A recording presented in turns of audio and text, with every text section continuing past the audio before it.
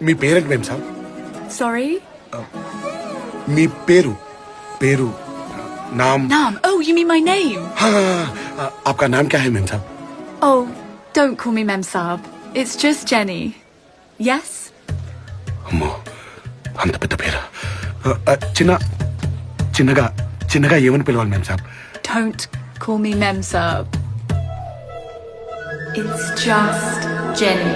Yes?